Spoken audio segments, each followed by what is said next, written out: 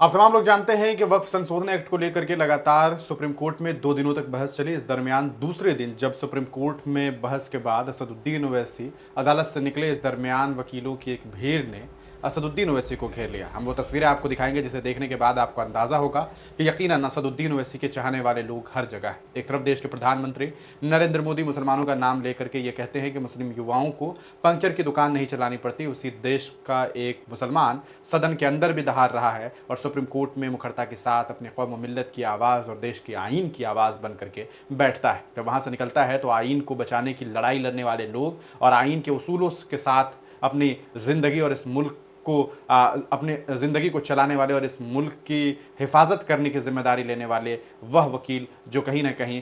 देश के हर एक मुद्दों पर अपनी नज़र रखते हैं, उन वकीलों ने असदुद्दीन ओवैसी को घेर लिया, जिसकी तस्वीरें सोशल मीडिया पर खूब सुर्खियां बटोर रही है। हम आपको वो वीडियो फुटेज दिखाना चाहेंगे जिसमें आप देखेंगे कि किस तरीके से असदुद्दीन ओवैसी को चाहने वाले लोगों ने उन्हें जम करके घेर लिया और ऐसा लग रहा है कि यकीनन ये बात कही जा सकती है कि उनका एक क्रेज़ जो है वह सुप्रीम कोर्ट में भी है। यहाँ देखिए असदुद्दीन ओवैसी साहब जैसे ही सुप्रीम कोर्ट पहुँचते हैं, आप देख सकते हैं किस तरीके से यहाँ पर जो सेल्फी है वकीलों के द्वारा ली जा रही है। तो यह एक तस्वीर है, सोशल मीडिया पर खूब वायरल हो रही है। आप देखिए किस तरीके से असदुद्दीन ओवैसी को वकीलों ने घेर लिया है। काले लिबास में जितने भी लोग आपको यहाँ पर दिखाई दे रहे हैं, यह तमाम लोग वकील हैं और ये तमाम वकील जो है असदुद्दीन ओवैसी के साथ तस्वीर ले रहे हैं। तो यह वीडियो सोशल मीडिया पर खूब वायरल है। वो लगातार दोनों ही दिन सदन में पहुँचे और सदन में पहुँच करके अपने कौम मिल्लत की जो मामला है उस पर उन्होंने आवाज़ बुलंद की और यहाँ से निकलने के बाद उन्होंने मीडिया कर्मियों से बातचीत की और इस दरमियान उन्होंने कहा कि किस तरीके से वक्फ संशोधन एक्ट जो है वह मुसलमानों के साथ खिलवाड़ है, इस मुल्क की आइन के साथ खिलवाड़ है। उन्होंने आर्टिकल 25, 26 और कई आर्टिकल का जिक्र करते हुए ये कहा कि यह जो कानून देश में लागू किया गया है यह हिंदुस्तान की हुकूमत के द्वारा इस देश के अल्पसंख्यकों पर, खास करके मुसलमानों पर एक बड़ा हमला है। उन्होंने ये बात कही है कि सुप्रीम कोर्ट ने जो फैसले दिए हैं,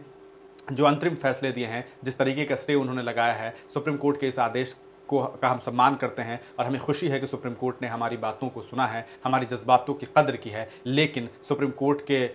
फैसलों का हमें पूरी तरीके से इंतज़ार रहेगा और जब तक यह कानून पूरी तरीके से देश से वापस नहीं ले लिया जाता है, ऐसे कूड़ेदान में नहीं फेंक दिया जाता है, तब तक हमारी लड़ाई जारी रहेगी। अब देखना यह है कि असदुद्दीन ओवैसी यह लड़ाई कब तक लड़ते हैं और साथ ही साथ, क्योंकि ये सिर्फ असदुद्दीन ओवैसी का मामला नहीं है, असदुद्दीन ओवैसी महज एक सिपाही हैं, बल्कि ऐसे ऐसे 232 लोग थे जिन लोगों ने तमाम विपक्षी दल के नेताओं ने मिलजुल करके इस मामले पर आवाज़ बुलंद की। एक अकेले ओवैसी ने नहीं किया बल्कि 232 लोगों ने विरोध किया। वो तमाम लोग कहीं ना कहीं इस लड़ाई को लेकर के ये कह रहे हैं कि आखिरी दम तक हम लड़ेंगे और सुप्रीम कोर्ट ने अगर पॉजिटिव फैसला दिया तो यकीनन हम इसका सम्मान करेंगे, वरना हमें जो भी रास्ते अपनाने होंगे हम इस कानून को पूरी तरीके से वापस करा के रहेंगे। आपका इस पर क्या सारे ख्याल है, अपनी राय कमेंट सेक्शन में ज़रूर दीजिएगा। असदुद्दीन ओवैसी से जो मोहब्बतें लोगों की है, जो आवाम की मोहब्बत है, जो बड़े बड़े लोगों की मोहब्बतें हैं, जो वकीलों की मोहब्बत है, जो ब्यूरोक्रेट्स की मोहब्बतें हैं, आखिरकार इसके पीछे क्या वजूहात आपको लगती है, कमेंट सेक्शन में हमें ज़रूर बताइएगा।